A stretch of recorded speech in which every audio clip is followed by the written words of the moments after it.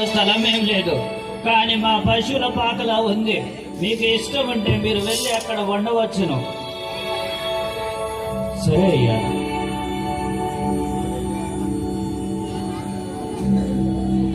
వారికి సత్రంలో స్థలము లేనందున వారు పశువుల తొట్టిలో ఉండిరి.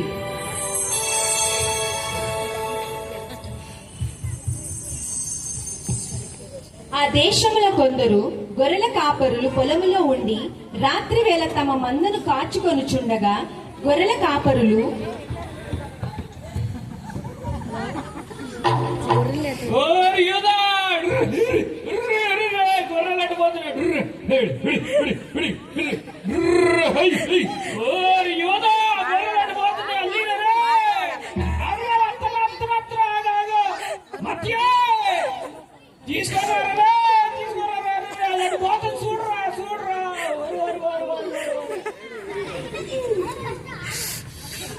చలి పడుతుంది, చలి కాదు రాండ్రా.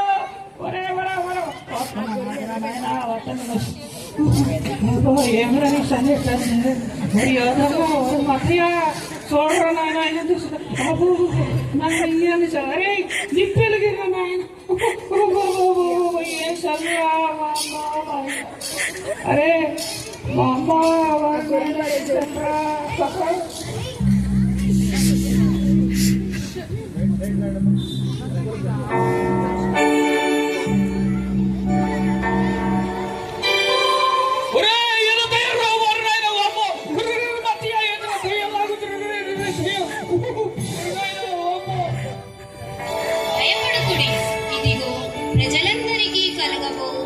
సంతోషకరమైన సువర్తమానము నేను మీకు తెలియజేయుచున్నాను.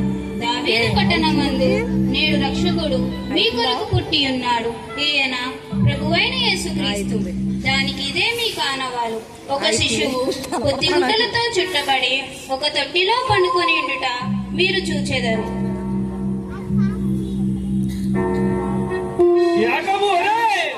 రక్షకుడు పుట్టాడట్రా. అవునురా, వెళ్ళి చూసొద్దాం పదరా. జరిగిన కార్యం మన దేవుడు తెలిసిన్నారా. అవునరా, మనం బెత్లెహేముకి వెళ్ళి అందరికి తెలిసి చెప్పదా. పదండ్రా పదండి.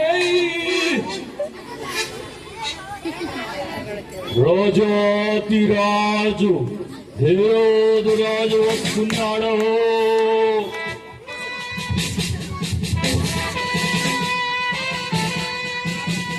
రాజాతి రాజు హేరోదు రాజు వస్తున్నాడు.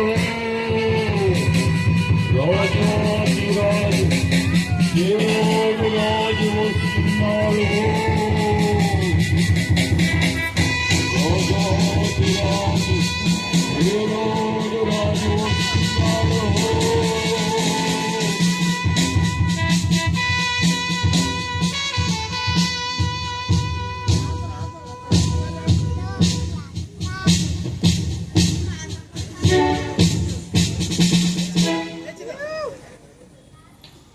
ఎవరక్కడ? మహారాజా, తమ దర్శనం కొరకు తూర్పు దేశపు జ్ఞానులు వచ్చారు ప్రభు. వారిని లోనికి ప్రవేశపెట్టము.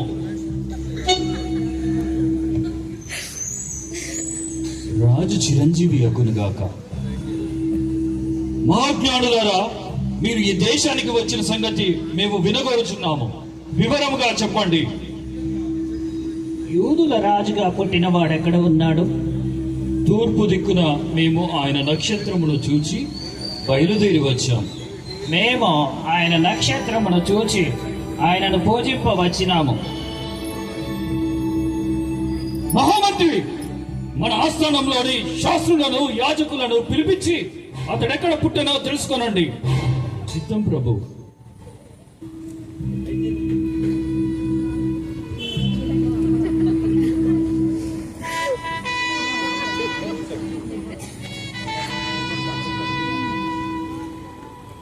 శాస్త్రులారా, క్రీస్తు ఎక్కడ పుట్టినో గ్రంథములు శాస్త్రములు తెలియజేయుచున్నవి. ప్రభు, యూదయ బెత్లెహేములోని. ఏలైనగా యూదయపు దేశపు బెత్లెహేమా, నీవు యూదా ప్రధానులలో ఎంత మాత్రము అల్పమైన దానవు కావు. ఇశ్రాయేలును నా ప్రజలను పరిపాలించు అధిపతి నీలో నుండి వచ్చినని ప్రవక్త ద్వారా వ్రాయబడి ఉన్నది ప్రభు. మహాజ్ఞానులారా, మీ రాక మాకు ఎంతో మేలు.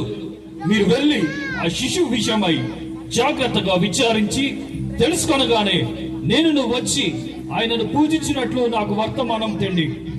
చిత్తము రాజా.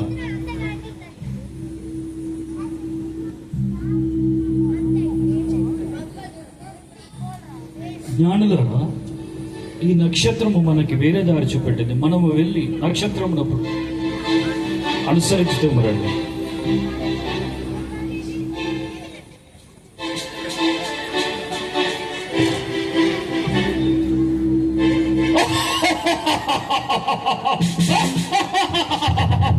రాజులకు మేము ఉండగా వేరొక రాజు పుట్టడమా? అసంభవము, అవమానము.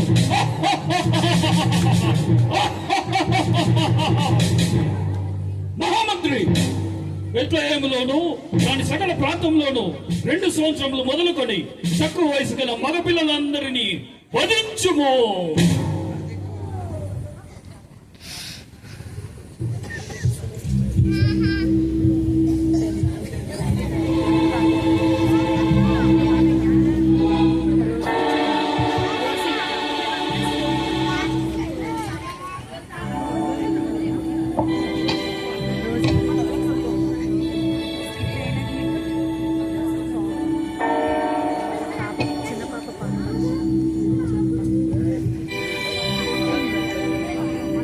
తరువాత హేరోదు నొద్దకు వెళ్ళవద్దని స్వప్నమందు దేవుని చేత బోధింపబడిన వారు మరి యొక్క మార్గమున తమ దేశమునకు తిరిగి వెళ్ళిరి.